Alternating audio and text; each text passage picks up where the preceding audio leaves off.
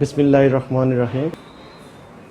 আমি মোহাম্মদ মহিন পাটোয়ারি, সহকারী অধ্যাপক ও বিভাগীয় প্রধান, পদার্থবিজ্ঞান বিভাগ, জুরানপুর আদর্শ ডিগ্রি কলেজ, দাউদকান্দি, কুমিল্লা। আজকে আমি তোমাদের মাঝে এসে উপস্থিত হয়েছি অনলাইনে ক্লাস নেওয়ার উদ্দেশ্যে। খুব ইচ্ছা ছিল তোমাদের সাথে নবীন বরণ উদযাপন করব, কিন্তু পরিবেশ পরিস্থিতিতে সেটা সম্ভব হয়ে উঠল না।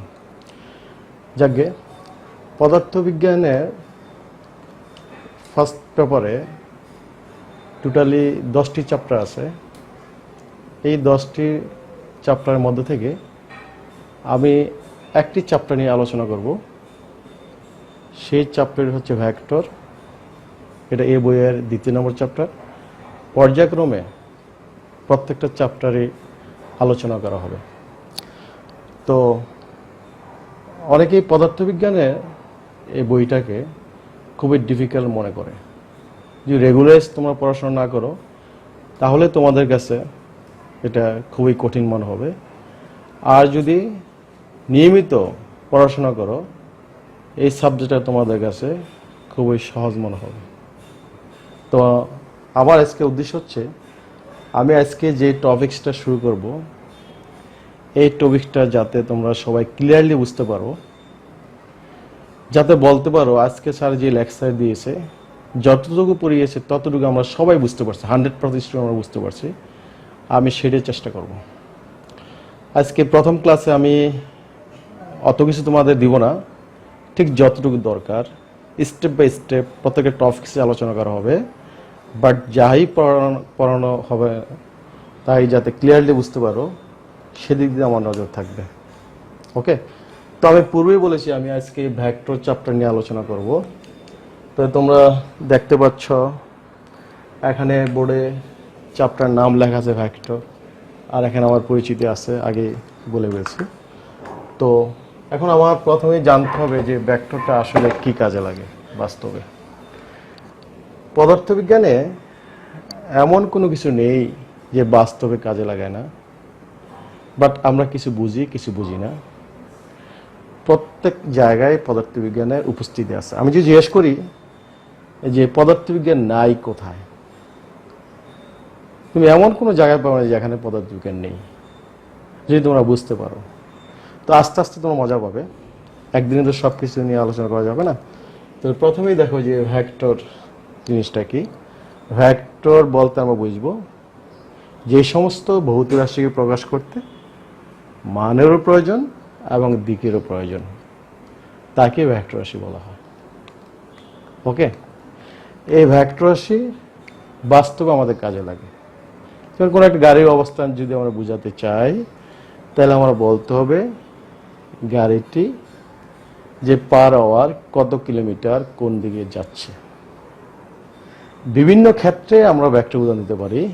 যেমন একটা কৃষকের কথা ধরো, একটা কৃষককে বলা হলো যে চাচা গত বছর আপনার কেমন ধান হয়েছে। সে কি করলো, এবার একটা টান দিয়ে দিল। আর আমরা জিজ্ঞেস করলাম এই বছর আপনার কেমন ধান হয়েছে, তখন সে কি বললো। এইটার মাধ্যমে কিন্তু ভেক্টরকে ইন্ডিকেট করা যেতে পারে। এটা বোঝাচ্ছে গত বছর যে ধান যতটুকু হয়েছে এই বছর তার ডাবল হয়েছে। ওকে, তো এই ভেক্টর রাশি কিন্তু কিভাবে রিপ্রেজেন্ট করা যেতে পারে সেই জিনিসটা একটু আমাদের জানার দরকার। এখানে একটা উদাহরণ দিলাম। তো আমি এখানে লিখলাম একটা লেটার এ। আমি যে এইভাবে লিখি, যদি বলা হয় এটা ভেক্টর কি না, এটা অবশ্যই ভেক্টর না, এটা হচ্ছে স্কেলার রাশি। ভেক্টরকে বিভিন্ন পদ্ধতি রিপ্রেজেন্ট করা যেতে পারে। যেমন এই যে ভেক্টর প্রকাশ করতে চাই তাহলে আমার এটাকে মোটা করে দিতে হবে। ওকে, অথবা এটার উপরে আমি এমন একটা যদি ওয়েব চিহ্ন দিয়ে দিই সেটাও তোমার ভেক্টর রাশি হয়ে যাবে। আবার যদি মনে করো যে স্যার এইভাবে দিব না, আমি নিচে একটা দাগ দিয়ে দিব, সেটা তোমার ভেক্টর রাশি হয়ে যাবে। আবার যদি মনে করো এখানে এর উপর একটা তীর চিহ্ন দিবে, সেটাও তোমার ভেক্টর রাশি হয়ে যাবে। অর্থাৎ ভেক্টর রাশিকে বিভিন্ন উপায়ে রিপ্রেজেন্ট করা যেতে পারে, বাট স্কেলার রাশিকে দুই উপায়ে রিপ্রেজেন্ট করা যেতে পারে। যেমন মনে করো হালকা করে দিলাম এখানে, এটা স্কেলার রাশি।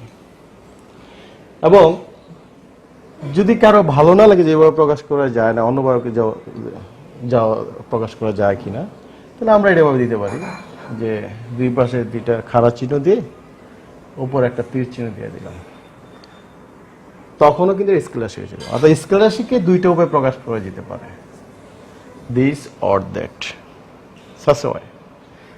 এটাকে পড়তে হয় মডুলাস অফ এ, শুধু এ। এটা স্কেলার রাশি, এটা স্কেলার রাশি, বাট অন্য যে উপায়ে আমরা প্রকাশ করব সেগুলো সবে হচ্ছে তোমার কি ভেক্টর রাশি, যদি আমরা এই চিহ্নগুলো দ্বারা প্রকাশ করি। আবার আরেক প্রকার ভেক্টর আছে যেটাকে আমরা টুপি চিহ্ন দ্বারা প্রকাশ করি, টুপি। তো মনে রাখবে, যদি একক ভেক্টরকে তুমি প্রকাশ করতে চাও তাহলে সেখানে ছোট হাতের অক্ষর দিতে হবে। যেমন এ, ক্যাপিটাল এটা দিলে কখনোই হবে না, মনে রাখবে, সেখানে দিতে আমার স্মল এ দ্বারা প্রকাশ করতে হবে। অর্থাৎ এই ধরনের সিম্বলিক বাদে যদি এমন টুপি চিহ্ন দ্বারা প্রকাশ করা হয় তাহলে that will be unit vector. আর যদি টুপি না থাকলে তাহলে সচরাচর আমরা এই ভেক্টরগুলো এভাবে প্রকাশ করা যেতে পারে। টুপি থাকলে হবে একক ভেক্টর, যে ভেক্টর মান এক একক তাকে একক ভেক্টর বলা হয়। কিভাবে প্রকাশ করতে হবে? ছোট হাতের অক্ষর উপর টুপি দ্বারা প্রকাশ করতে হবে। এখন কোশ্চেন জাগতে পারে একক ভেক্টর কাকে বলে। তোমরা বিভিন্ন ধরনের ভেক্টরের নাম শুনে থাকবে, এর মধ্যে যেমন একক ভেক্টর একটা এ ইউনিট ভেক্টর ইকুয়াল টু, আমরা লিখতে পারবো এ ভেক্টর বাই এখানে মডুলাস অফ এ। অর্থাৎ আমরা জানলাম একক ভেক্টরকে এভাবে প্রকাশ করা যেতে পারে, ভেক্টর বাই ভেক্টরের মান, মান শূন্য নয় এর রাশিকে উহার মান দ্বারা ভাগ দিলে একক ভেক্টর পাওয়া যায়। এটা হচ্ছে স্কেলার রাশি, এটা হচ্ছে ভেক্টর রাশি। জাস্ট এতটুকু তোমার মনে রাখলে হবে যে একক ভেক্টরের সঙ্গ অনুসারে we can write down a unit vector equal to vector by ভেক্টরের মান। অর্থাৎ মান শূন্য নয়, is not equal to zero, এরূপ রাশিকে উহার মান দ্বারা ভাগ দিলে কি পাওয়া যাবে? একক ভেক্টর পাওয়া যাবে। তোমরা আজকে এতটুকু জেনে রাখো যে টুপি চিহ্ন দিলেই এর নাম হবে একক ভেক্টর। দেখবা সমাজে কিছু কিছু লোক আছে যারা বিশ্বাস করে মাথায় টুপি দিয়ে চলে, এখানে আমরা তাদেরকে সম্মান করি। ঠিক এখানে হচ্ছে সম্মানিত ভেক্টর, এটা টুপি দিলে এখানে। ওকে, তাহলে আমরা এই ভেক্টরের ব্যাপক ইউজ আছে। আরেকটা কথা আছে এখানে যে আমরা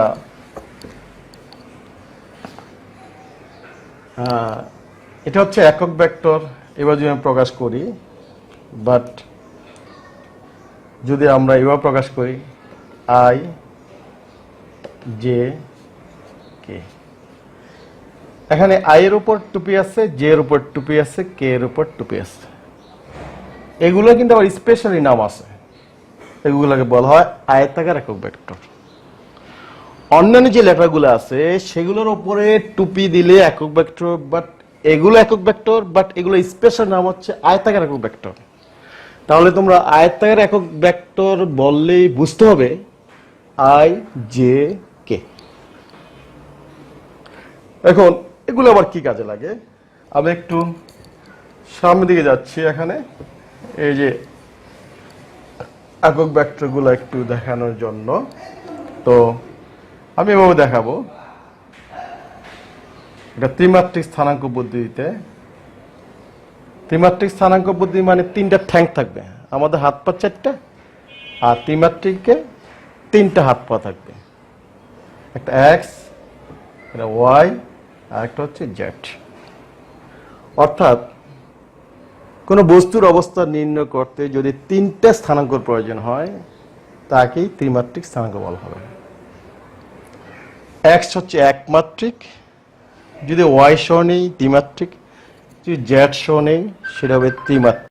এখানে দেখো আমরা আগে বলছিলাম যে একক ভেক্টরকে আমরা ছোট হাতের অক্ষরের উপর টুপি দিয়ে প্রকাশ করতে পারবো।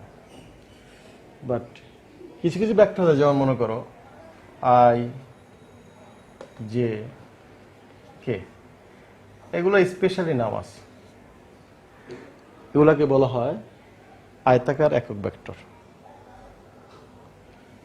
তো একক ভেক্টর বলতে আমরা বুঝবো যে ভেক্টর মান এক একক। তাহলে আয়তাকার একক ভেক্টরের ক্ষেত্রে এটা আমি সংজ্ঞায়িত করতে হবে, যেমন এক্স অক্ষ বরাবর এখানে আই, ওয়াই অক্ষ বরাবর জে, জেড অক্ষ বরাবর এখানে কে।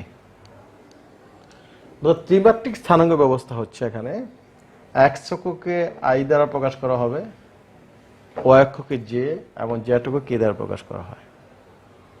এই আই, জে এবং কে কে কি বলা হয়? আয়তাকার একক ভেক্টর বলা হবে। তো মনে রাখবে এই অক্ষগুলা X Y, Y Z, Z কে, অর্থাৎ একটা অক্ষ আর একটা অক্ষের সাথে 90 ডিগ্রি ব্যবধান থাকবে। এটা 90 ডিগ্রি, এটা 90, এটা 90। বোর্ডে ভাবে দেখানো যাবে না। তো একটা অক্ষের সাথে আর একটা অক্ষের ব্যবধান হচ্ছে 90 ডিগ্রি।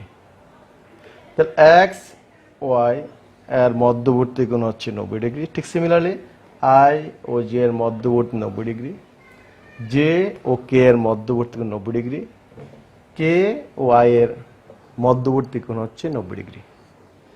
এটা যাতে মনে থাকে, আমরা যখন কাজ করতে যাব এগুলোতে আমাদের অঙ্ক করতে যাব তখন এগুলো আমাদের কাজে লাগবে। আচ্ছা, তাহলে আমরা এখানে কি শিখলাম? যে আই, জে এবং কে কে কি বলা হয়?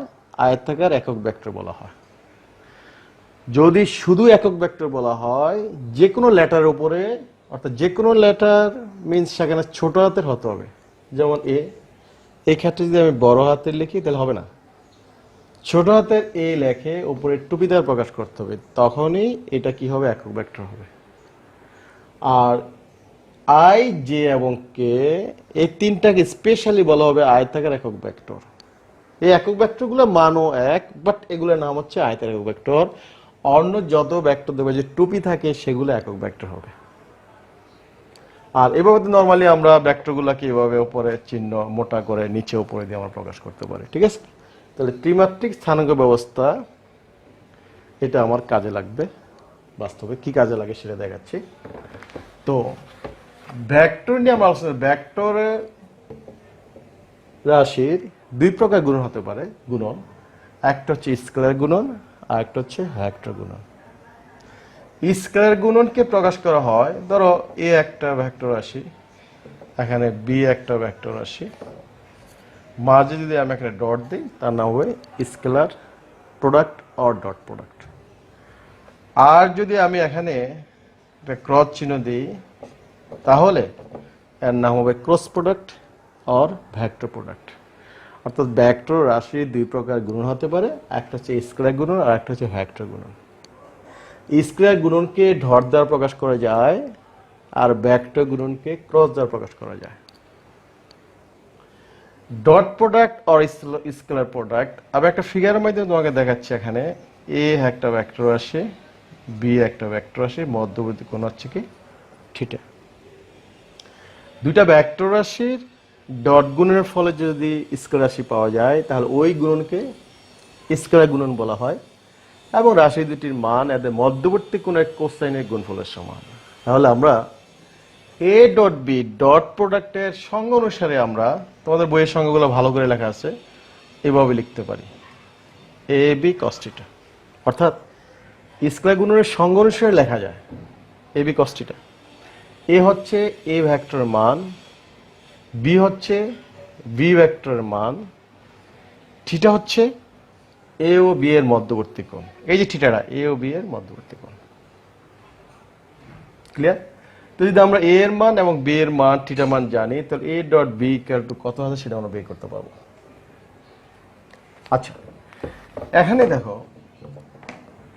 এখানে দুইটা ভেক্টর যদি একই দিকের হতো, এ একটা ভেক্টর রাশি, এখানে বি একটা ভেক্টর রাশি, যদি একই দিকের হতে থাকে, দুইজনের মধ্যে সম্পর্ক ভালো থাকে, একে অপরকে খুব প্রচন্ড ভালোবাসে, একজনের কথা একজন সায় দেয়, তখনই দেন থিটা ইকুয়াল 0 ডিগ্রি।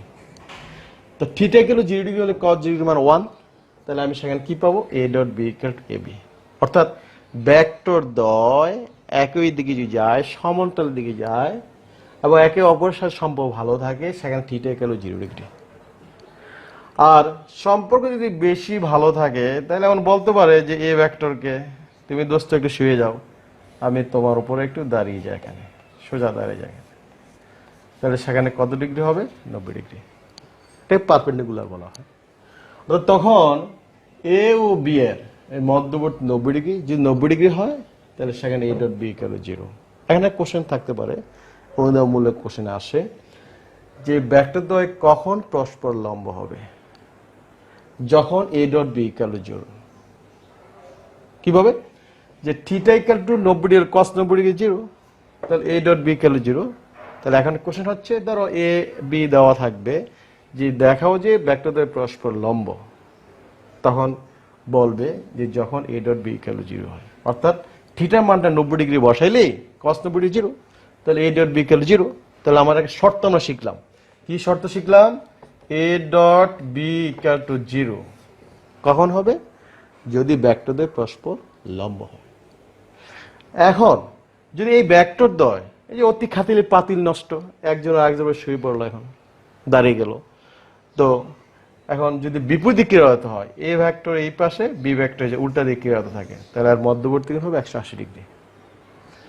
যখন cos 180 ডিগ্রি হবে তখন কত হবে, A dot B equal to minus A B হবে। এখানে cos 180 মানটা এখানে বসা দিবে এখানে। অর্থাৎ বিপরীত দিকে ক্রিয়ারত থাকলে থিটা ইকুয়াল টু কত হবে, 180 হবে। একই দিকে হলে থিটা ইকুয়াল টু 0 ডিগ্রি, আর যখন পারপেন্ডিকুলার হবে তখন হবে 90 ডিগ্রি। এটা হচ্ছে special cases of scalar product or dot product.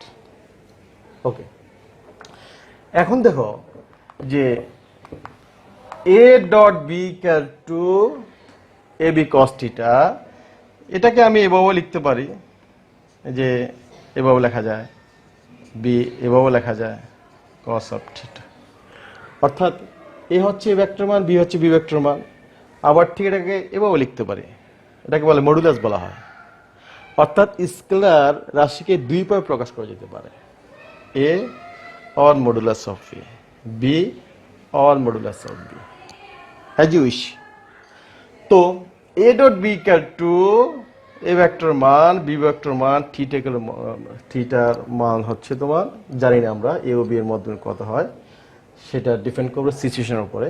তো দেখো এখানে আমরা এই যে ফিগারটা তোমাদের মনে আছে কিনা জানি না, একটু আগে আমরা এঁকেছিলাম এই যে ফিগারটা, এটা ছিল এক্স ওয়াই জেড। আবার দেখাচ্ছি, এক্স অক্ষ বরাবর ছিল আই, ওয়াই অক্ষ বরাবর ছিল জে, জেড অক্ষ বরাবর ছিল কে।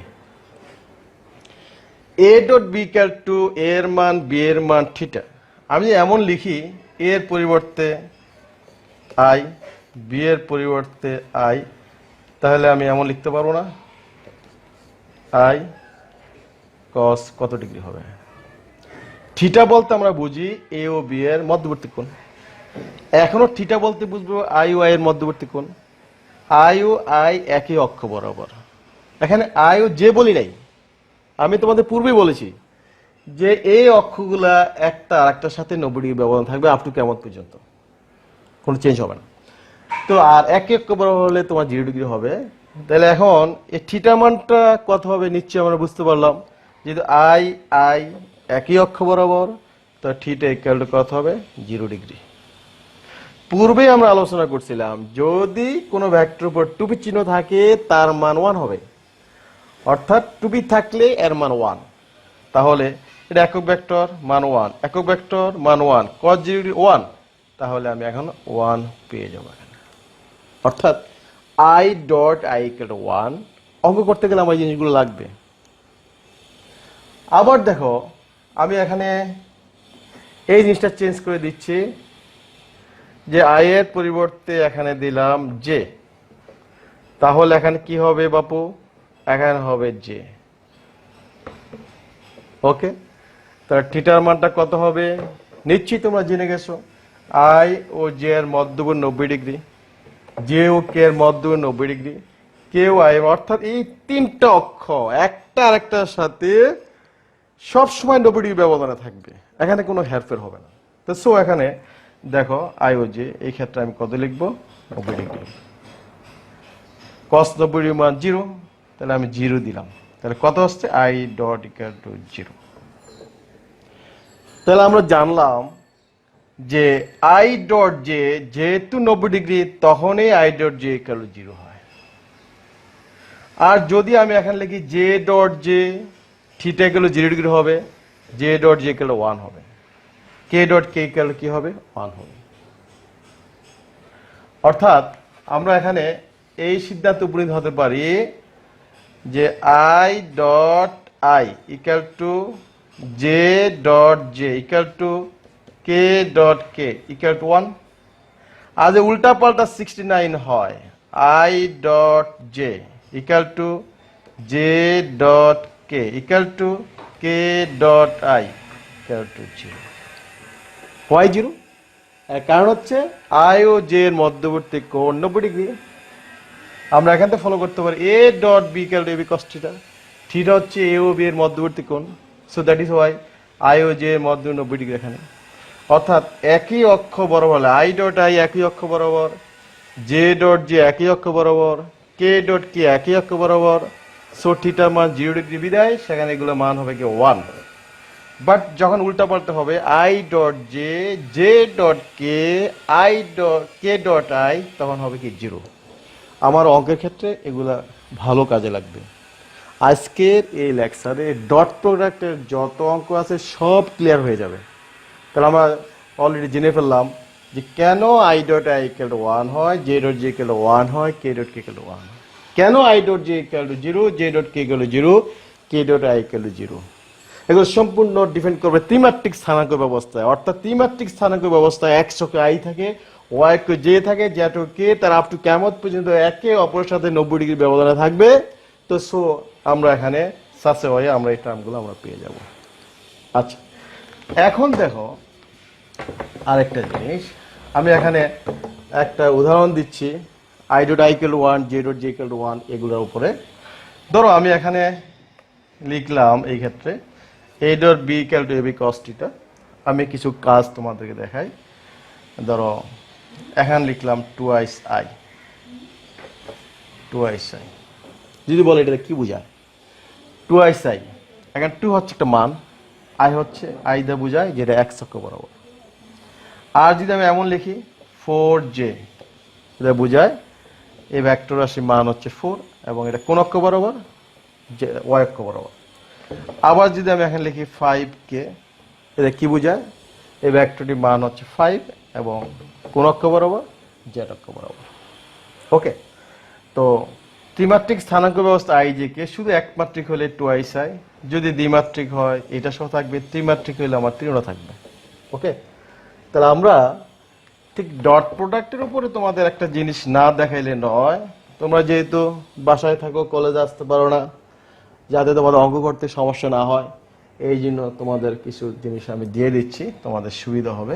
মেন অঙ্কের সমস্যা হয় ফিজিক্সের ক্ষেত্রে। তো দেখো আমি এখানে ধরে নিলাম যে a vector equal to, just a ধরে নিলাম টুয়াইস আই প্লাস জে, এমন ধরে নিলাম, plus k. Okay, b vector equal to ধরলাম 4i minus J plus 3k, এমন ধরে নিলাম। তো আমার এখানে কোশ্চেন হচ্ছে এই দুইটাকে ডট প্রোডাক্ট করলে আমি কি পাবো? তাহলে আমি এমন লিখতে পারি না যে A dot B equal to এর এই মানটা লিখব twice I plus J plus K, dot কত হবে? এ বি এর এই রাশিমালাটা 4i minus J plus 3k লেখা যায়। আচ্ছা, এখন তোমার দেখাতে হবে A dot B equal to আমি রেজাল্ট কত পাবো। একটু আগে তোমাদেরকে স্কয়ার গুণনের পারস্পরিক গুণ আমি দেখিয়েছি, তুমি এখন লক্ষ্য করো যে টুয়াইস আই তে আমি হোলটাকে গুণ করব।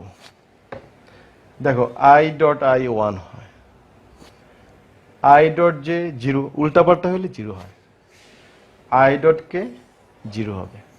তাহলে আমি এই টুয়াইস এ দ্বারা আমি সবটা গুণ দেওয়ার দরকার নেই, আমি প্রথমটার সাথে প্রথমটা আমরা গুণ দিব, ঠিক আছে। আচ্ছা, জে দ্বারা আমি গুণ দিই, জে ডট আই জিরো হয়ে যায়, জে ডট জে ওয়ান হয়, তাহলে আমি দ্বিতীয়টা আর দ্বিতীয়টা রাখবো, but J dot K zero হয়ে যায়, উল্টাপাল্টা 69 সেখানে জিরো। আর কে দিয়ে যে আমি করি, কে ডট আই জিরো হয়ে যাবে, k dot j zero, but k dot k কি হবে, ওয়ান হবে। তাহলে আমি এখানে এটার সাথে এটা রাখবো, কে এর সাথে কে রাখবো, ওকে। তো আমরা বুঝতে পারলাম ডট প্রোডাক্ট ক্ষেত্রে আই এর সাথে আই গুণ করব, জে এর সাথে জে, কে এর সাথে কে, বাকি যেগুলো করবো জিরো হয়ে যাবে, যেহেতু জিরো হয়ে যাবে সো আমার দরকার নেই। কিভাবে শিখলাম আগে তোমাদের বলছি যে i dot I kilo one, j dot J kilo one, k dot K kilo one, এবং কিভাবে আসে প্রমাণ আকারে তোমাদের দেখিয়েছি, না পড়লে হ্যাভ নাথিং টু ডু, ওকে। এখন দেখো আই ডট আই ওয়ান, তাহলে 4 দিয়ে করলে কত হবে, 4 টু যা কত হয় 8, এখন প্লাসে মাইনাসে মাইনাস, জে ডট যে ওয়ান, ওয়ান ওয়ান ওয়ান হবে, প্লাসে প্লাসে প্লাস, কে ডট কে ওয়ান, 3 1 যা 3, ওকে। নিয়ম শিখে বললাম, 8 3 কত, 11, 11 তে গেলে কত 10, তো এ ডট বি ইকুয়াল টু কত হবে, এখানে 10 হয়ে যাবে। এগুলো ডট প্রোডাক্ট। তো যদি তুমি দেখবা ডট প্রোডাক্ট অনেক অঙ্ক আছে এক্সারসাইজের মধ্যে, আজকে বাসায় তোমরা এই আমার নিয়মগুলো দেখে সব ডট প্রোডাক্ট কমপ্লিট করবে, শুধু জানলে হবে যে i dot i equal one, j dot j equal one, k dot k equal one, i dot j equal zero, j dot k equal zero, k dot i equal, উল্টাপাল্টা হইলে সেখানে কি হবে, জিরো হবে। তাহলে এই নিয়মটা জানলে আমরা ডট প্রোডাক্টের যে কোনো অঙ্ক আমরা করতে পারবো। আরেকটা জিনিস, বাসায় যেহেতু বসেই থাকে কোনো কাজ টাজ নেই, আরো কিছু কাজও দিয়ে দিচ্ছি। তোমরা দেখলে ডট প্রোডাক্ট হচ্ছে A dot B equal to A B cos of theta. ঠিক আগে আমি এই টার্মটাকে এই দ্বারা প্রকাশ করছিলাম না, পুরাটাকে, আর এইটাকে আমি বি দ্বারা প্রকাশ করছিলাম। ধরো এ বি এর মান দেওয়া আছে এখানে, তো তোমাকে যে বলা হয় মধ্যবর্তী কোণ নির্ণয় করো, তাহলে তুমি দেখো তো মধ্যবর্তী কোণ কি থিটা। তাহলে আমি যেটার মান বাড়ি করতে হয় তাকে আমরা বাম দিকে নিয়ে যাব। তো ডান দিকে কি থাকে, এ ডট বি বাই কত, এ বি থাকে। তো এ ডট বি, এই যে মানটা আমি শিখলাম এখানে, এ ডট বি কত পাইছিলাম আমরা জানি সবাই 10 পেয়েছিলাম। কত পেয়েছিলাম, 10। তো এ ডট বি আমরা 10 লিখতে পারবো, কত লিখবো, 10। বাট এ বি এটা কিন্তু স্কেলার রাশি, এটা কিন্তু স্কেলার রাশি, নট ভেক্টর রাশি। এখন এ এর মানটা ফাইন্ড আউট করতে হবে, বি এর মানটা ফাইন্ড আউট করতে হবে। তুমি দেখো তো এখানে এটা ছিল এ এর মানটা, এর মান এখানে কত ছিল দেখো, a vector equal to 2i plus J plus k, এমন ছিল, তাই না? তাহলে এখন a equal to twice a plus J plus k, এটা হচ্ছে ভেক্টর রাশি। এটাকে যদি স্কেলার করতে চাও, এই যদি এ এর মানটা বের করতে চাও, তাহলে তুমি কি লিখো, এ ইকুয়াল টু একটা রুট দিবে, রুট দিয়ে এই যে আই এর শখ, যেমন আমার শখ কি জামা, আই এর শখ কি 2, তাহলে লিখবে 2 স্কোয়ার। এগুলো প্রমাণ আছে, প্রমাণটা আমি দেখাবো না আজকে, পরে দেখাবো। আর যে শখ কি আছে, ওই যে আমি বললাম প্রথমে যে আমার শখ হচ্ছে জামা, জামা স্কোয়ার। তো যে শখ কি মনে মনে 1 আছে এখানে, প্লাস কত 1 স্কোয়ার। নেক্সট ক্লাস আবার এটা প্রমাণটা দেখাবো। কে কে শখ কি মনে মনে এখানে 1, তাহলে আমি 1 স্কোয়ার লিখবো। তাহলে কত হবে, 2 2 4 প্লাস 1 প্লাস 1 ইকুয়াল টু কত হয়, 2, 4 দিয়ে কত হয় 6। তাহলে এর মানটা আমি 6 পেয়ে গেলাম। ঠিক সিমিলারলি বি এর মানটা যদি পেতে চাই, বি এর এই মানটা লেখা আছে 4i minus J plus 3k, 4i minus J K. তাহলে আমি এই জিনিসটাও তোমাদের একটু দেখাই, যে এই ক্ষেত্রে দেখো বি ভেক্টর ইকুয়াল টু আগে ছিল 4i minus J plus 3k। তো আমার বি ভেক্টর মানের দরকার, তো মান বের করতে গেলে কিভাবে আসে, আই এর শখ কত 4, স্কোয়ার প্লাস থাকবে জে এর শক কত -1 হোল স্কোয়ার, কে এর শক কত 3 স্কোয়ার। আমি এখান থেকে বি এর মানটা পেয়ে যাব। এই মানটা আমি এখানে বসাই দিলে সেখান থেকে থিটার মানটা পেয়ে যাব। ওকে, তাহলে আমি এখানে কি বোঝাতে চাচ্ছি, যেখানে তোমার ছিল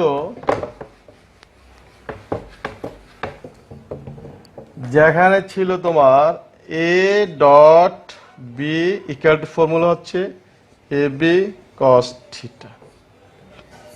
এই সূত্রের মাধ্যমে বলা আছে মধ্যবর্তী কোণ, তাহলে আমি কি লিখবো A dot B by A B. A dot B dot product করো, মান বসাইলে আমি থিটা মানটা পেয়ে যাব। আবার এমনও হতে পারে যে এর উপর বি এর লম্ব বিক্ষেপ এই যদি বলা থাকে। এর আগে আমি আর একটু কথা বলে দিচ্ছি তোমাদেরকে, যেটা আমাদের লাগবে। দেখো এখানে এ একটা ভেক্টর রাশি, এখানে বি একটা ভেক্টর রাশি, মধ্যবর্তী কোণ হচ্ছে তোমার কত থিটা। এখানে এখন যদি বলা হয় যে এর উপর বি এর লম্ব বিক্ষেপ কত, লম্ব বিক্ষেপ হলে আমি সোজা টানবো, এখানে এটা লম্ব বিক্ষেপ, ধরো এটাকে এন দ্বারা প্রকাশ করবো। অর্থাৎ এর দিকে বি এর উপাংশ কত, এর দিকে বি এর উপাংশ হবে এই টার্মটা হবে বি কস থিটা। তাহলে কিভাবে সম্ভব, তুমি দেখো এখানে এটা ভূমি, এটা লম্ব, এটা অতিভুজ। আমার কোশ্চেন হচ্ছে এর দিকে বি এর উপাংশ কত হবে এখানে। তাহলে লিখতে পারি ভূমি বাই অতিভুজ, ফর্মুলা কি হয় কস থিটা। ভূমি এখানে কত ও এন, অতিভুজ কত এখানে ধরো ওসি, তাহলে ও এন ইকুয়াল টু কত ওসি কস অফ থিটা। ওসির মান কত এখানে বি, তাহলে কি হলো বি কস অফ থিটা। তাহলে কি দেখলা ও এন বরাবর বি কস থিটা। তো মনে রাখলে হবে যার সাথে কোন উৎপন্ন করবে সেটা হবে কস থিটা। তাহলে এর উপর বি এর বা অথবা এর দিকে বি এর উপাংশ কতটুকু বি কস থিটা। আর এটা আমি প্রমাণ আকারেও বের করতে পারি। কস থিটা গেলে ভূমি বাই অতিভুজ। তো দেখো ও এন ইকুয়াল টু কত ভি কস থিটা। তাহলে আমরা এই সিদ্ধান্ত উপনীত হতে পারি যে এর দিকে বি এর উপাংশ হচ্ছে ভি কস থিটা। আবার বি এর দিকে এর উপাংশ কত, তাহলে তুমি এখানে এই ঠিক এই বরাবর একটা লম্ব টেনে দাও, হ্যাঁ এগুলো কিন্তু 90 ডিগ্রি, এখানে এটা কত 90 ডিগ্রি। তাহলে দেখো এই ক্ষেত্রে আমরা জানতে পারি এখানে এটা হচ্ছে লম্ব, এটা ভূমি, এটা অতিভুজ, তো ভূমি বাই অতিভুজ। তাহলে বোঝা যাচ্ছে ঠিক সিমিলারলি এখানে বি এর দিকে এর উপাংশ কতটুকু হবে এ কস থিটা। কিভাবে হবে, ওই যে ভূমি বাই অতিভুজ ইউজ করলে আমি পেয়ে যাব যে এ কস থিটা। তাহলে এর দিকে বি এর উপাংশ হচ্ছে ভি কস থিটা, বি এর দিকে এর উপাংশ হচ্ছে এ কস থিটা। এটা অন্য একটা নাম হতে পারে যে এর ওপর বি এর লম্ব বিক্ষেপ বি কস থিটা, বি এর ওপর এর লম্ব বিক্ষেপ কত এ কস থিটা।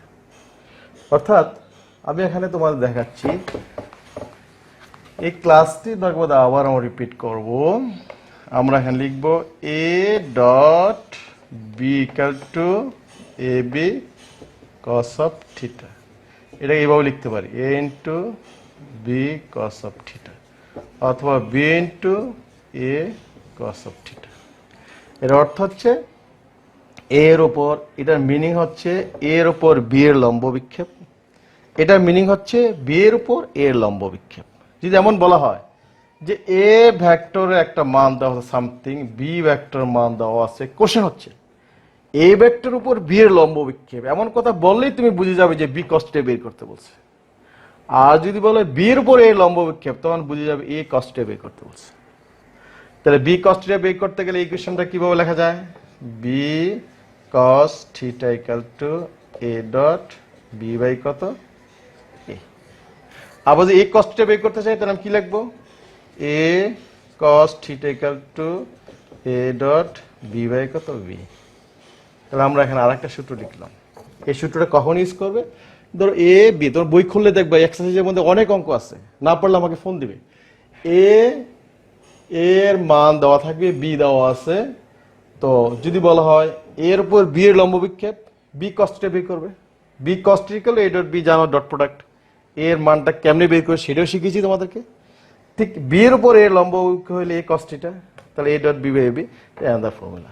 তো এ dot b q a b কস্টের থেকে এখানে বিভিন্ন টাইপের অঙ্ক থাকে। আশা করি এই লেকচারের মাধ্যমে ডট প্রোডাক্টের যত অঙ্ক আছে সব তোমাদের ক্লিয়ার হয়ে যাবে।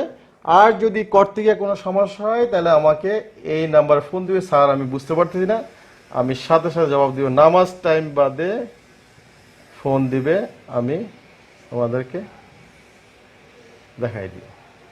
01724076469। আজকে আমরা যতটুকু আলোচনা করেছি এই আলোচনার মাধ্যমে আমার মনে হয় ডট প্রোডাক্ট সংক্রান্ত যত অঙ্ক আছে তোমরা সব নিজেরই করতে পারবে। আর কোনো সমস্যা হলে আমাকে ফোন দিবে, আমি তোমাদেরকে বলে দিব। বাসায় থেকেও ইউ স্টে হোম, বাইরে দৌড়াদৌড়ি করো না। তোমরা অলরেডি জেনে ফেলছো এসএসসি পরীক্ষা বন্ধ করে দিতে সরকার বাধ্য হয়েছে। কেন বাধ্য হয়েছে তোমরা নিজেই জানো। তো কলেজ কখন খুলে বলা যায় না।